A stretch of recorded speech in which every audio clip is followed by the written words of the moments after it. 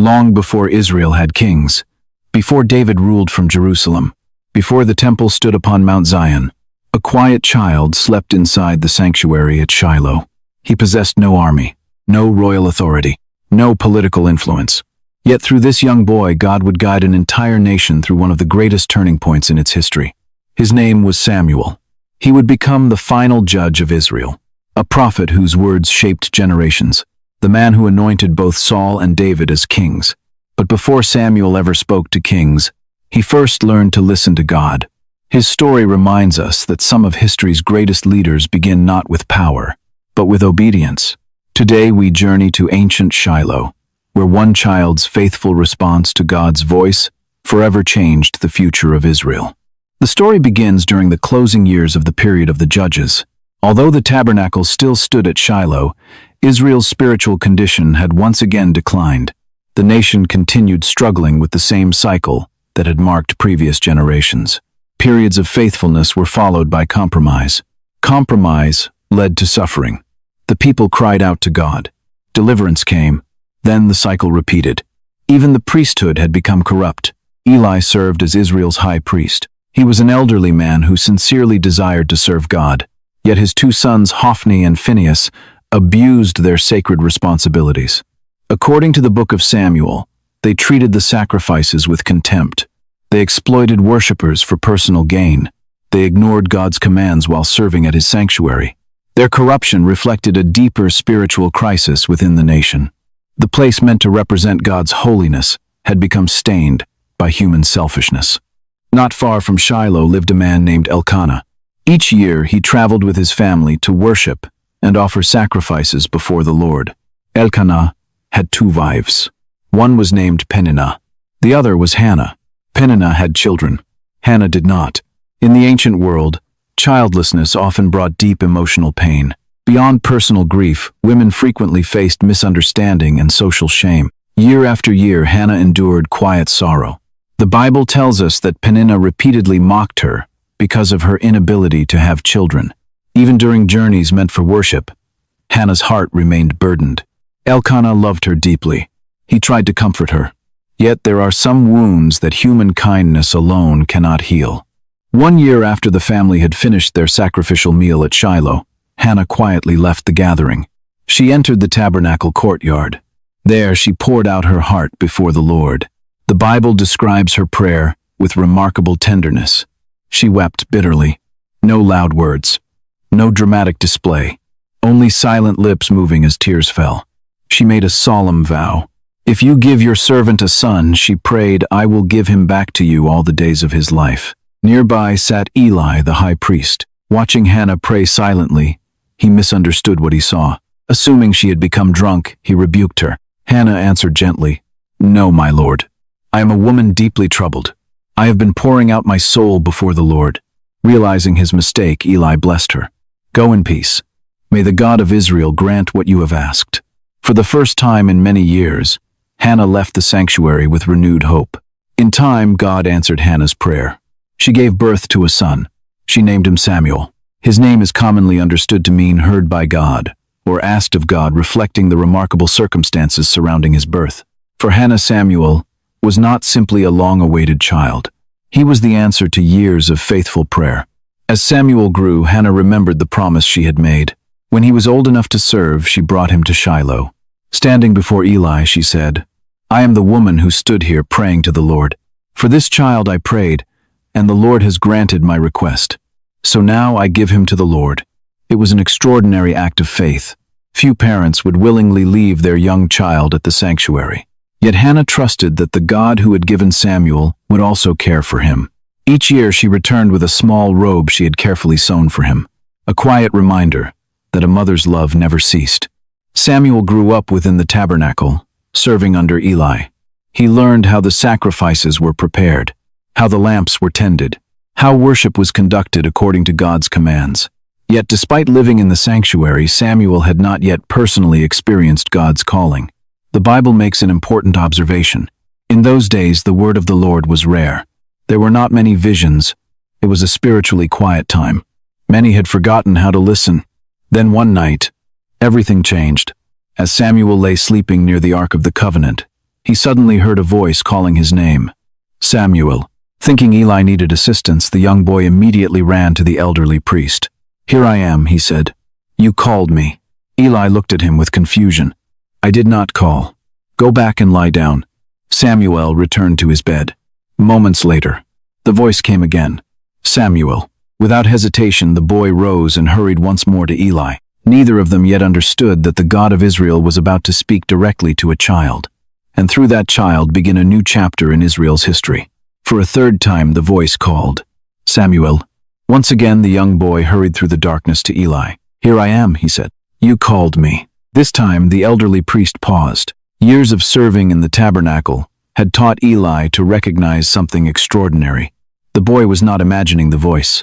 The Lord himself was calling Samuel. Eli instructed him carefully, "Go and lie down. If he calls you again, say, 'Speak, Lord, for your servant is listening.'"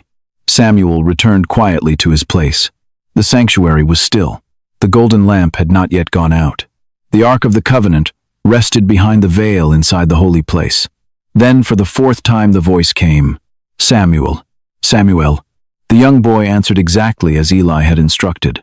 "Speak, for your servant is listening." It was one of the most significant moments in Israel's history. For the first time, God spoke directly to the child, who would become his prophet. The message Samuel received was not easy. God revealed that judgment would soon come upon Eli's household.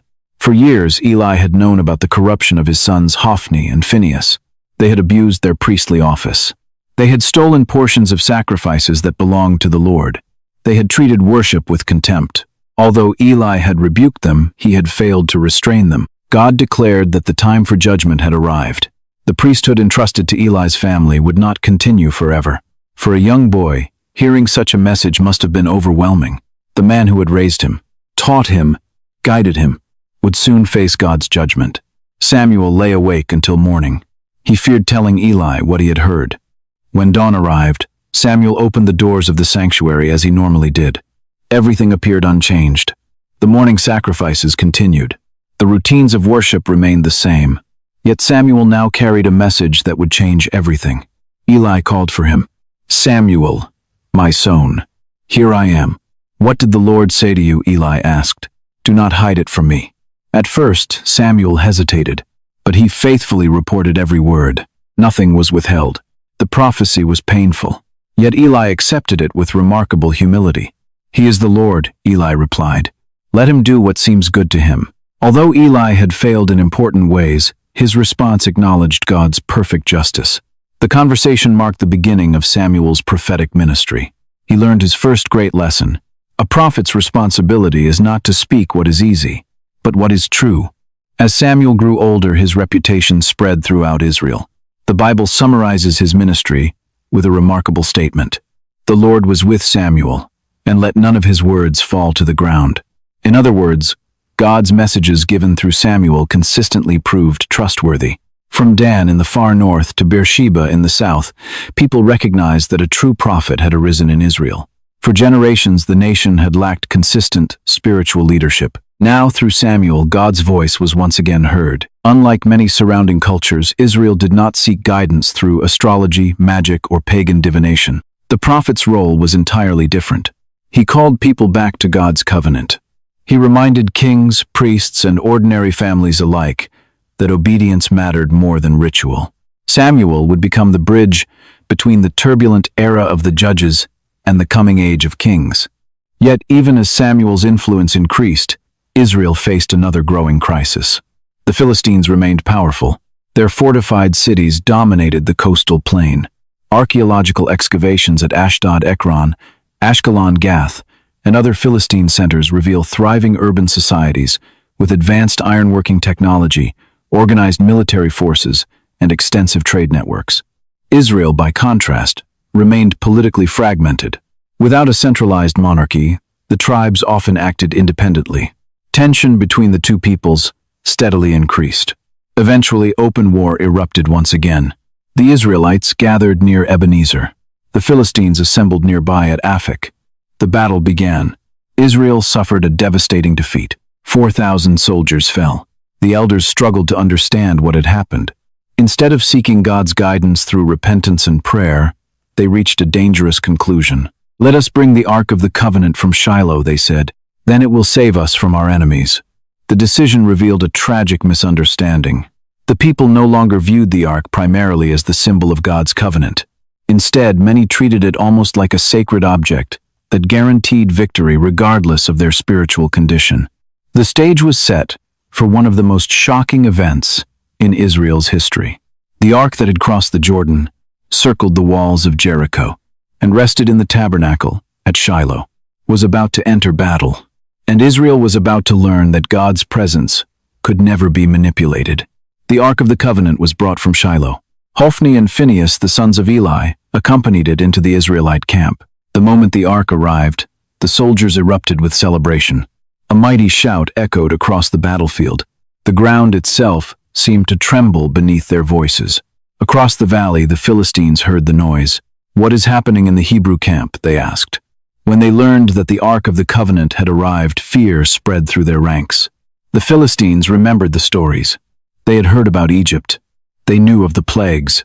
They remembered the crossing of the Red Sea. For generations, tales of Israel's God had traveled throughout the ancient Near East. "Woe to us," some cried.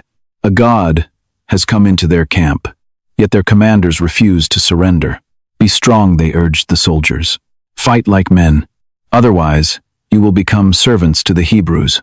The Philistine army prepared for battle with renewed determination. The Israelites expected an easy victory. After all, the Ark had accompanied Joshua across the Jordan. It had led the march around Jericho. Surely God's presence guaranteed success. But they had forgotten one essential truth.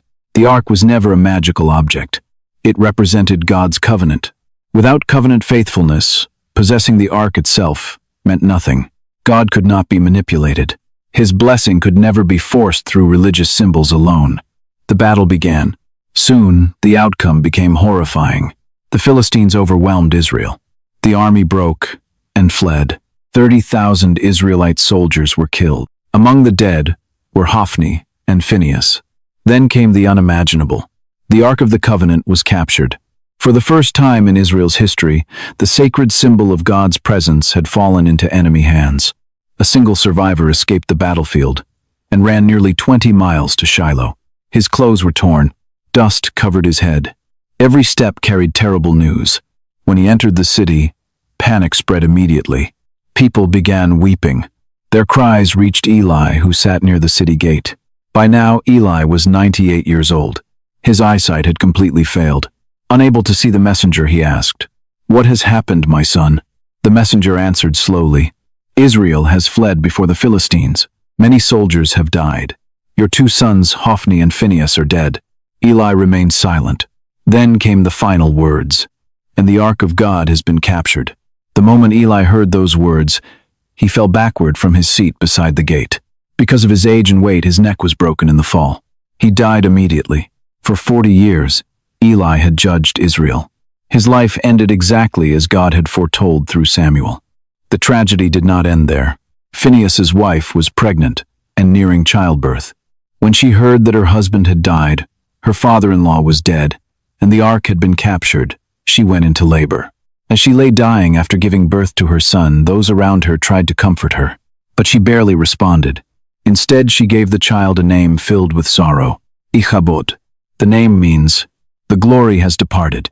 Her words reflected the overwhelming grief of the moment.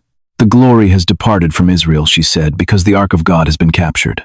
To many Israelites, it seemed that everything had been lost. The priesthood had collapsed. The army had been defeated.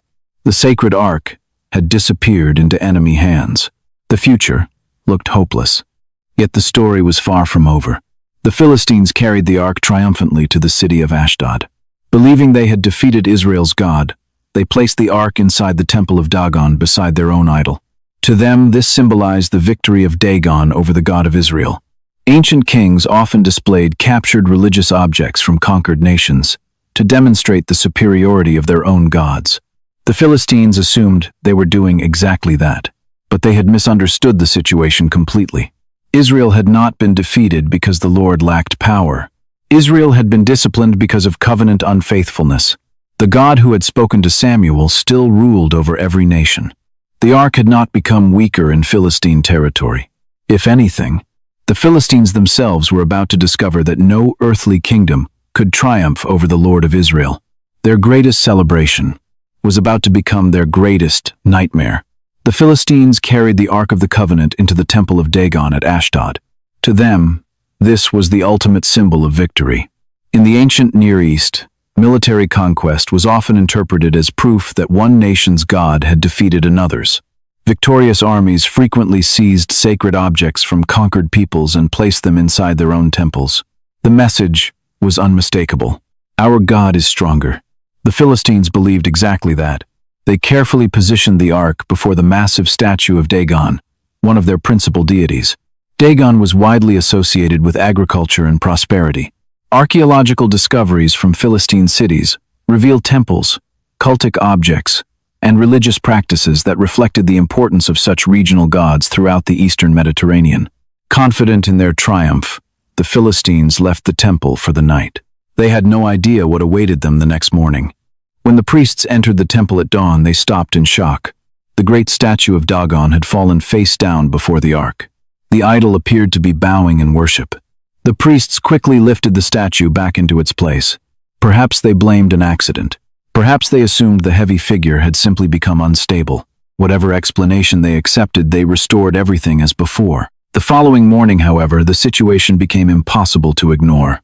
Again, the statue lay before the ark, but this time its head and both hands had been broken off. Only the body remained. The symbolism was unmistakable. In ancient cultures, the head represented authority and wisdom. The hands represented strength and power. The God of Israel needed no army to demonstrate his supremacy.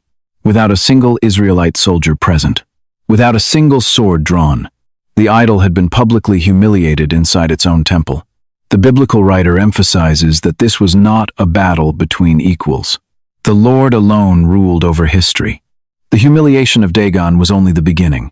Soon the people of Ashdod experienced widespread suffering. The book of Samuel records that the hand of the Lord was heavy upon the city. Many people became afflicted with painful tumors. The exact nature of the disease has long been debated. Some scholars suggest an outbreak of bubonic plague or another epidemic connected with rodents, partly because later passages mention both tumors and golden mice, offered as guilt offerings. Others caution that the biblical text does not identify the illness with certainty. Whatever the precise medical explanation, the narrative presents the event as divine judgment rather than ordinary coincidence. Fear quickly spread throughout the city. The people reached a desperate conclusion. The ark of the God of Israel must not remain with us. They decided to move it elsewhere. The ark was transported to Gath. If Ashdod had suffered by chance, surely another city would be spared. But the same pattern followed. Disease spread. Panic increased. The people pleaded for relief. Once again, the Philistine rulers ordered the ark moved. This time, it went to Ekron. By now, the ark's reputation had arrived before it. As soon as the people of Ekron saw it approaching, they cried out, "They have brought the ark of the God of Israel to us, to kill us and our people." Imagine the irony. Israel had feared losing the ark. Now the Philistines feared possessing it. The object they had celebrated as a trophy of victory had become a source of terror. The leaders of the 5 Philistine cities gathered together: Ashdod, Ashkelon, Gaza, Ekron, and Gath. Their conclusion was unanimous. The ark had to leave Philistine territory. After 7 months, the Philistine rulers sought advice from their priests and diviners. What shall we do with the ark of the Lord? The religious leaders warned them not to return it empty-handed. Instead, they recommended sending a guilt offering. 5 golden tumors and 5 golden mice were fashioned representing the afflictions experienced by the 5 Philistine cities. To modern readers, these offerings may seem unusual. Yet in the ancient world, symbolic objects were commonly presented to acknowledge divine judgment or seek reconciliation. The Philistines hoped this offering might demonstrate humility before the God of Israel. Still uncertain whether the disasters had truly come from the Lord, they devised one final test. They selected 2 cows that had recently given birth and had never been yoked. Their calves were kept behind. The ark was placed on a new cart together with the offerings. If the cows ignored their natural instinct to return to their calves, and instead traveled directly toward Israelite territory, the Philistines would know that Israel's God had caused everything that had happened. The cows began walking, without anyone guiding them, without turning aside. They traveled straight toward Beth Shemesh, lowing as they went. The Philistine rulers followed at a distance. Every step answered their question. The ark was returning home. The people of Beth Shemesh were harvesting wheat when they looked up and saw the ark approaching. Joy filled the fields. The cart stopped beside a large stone. The Levites carefully removed the ark, according to God's instructions. Sacrifices of thanksgiving were offered. The long months of uncertainty had ended, yet one final lesson still remained. Even God's own covenant people could not treat His holiness casually. The events at Beth Shemesh would remind Israel that reverence for God was never optional, and Samuel now recognized throughout the nation as God's prophet was preparing to call Israel back to wholehearted repentance. The time had come for the nation to choose whether they would continue trusting in religious rituals or return with all their hearts to the living God.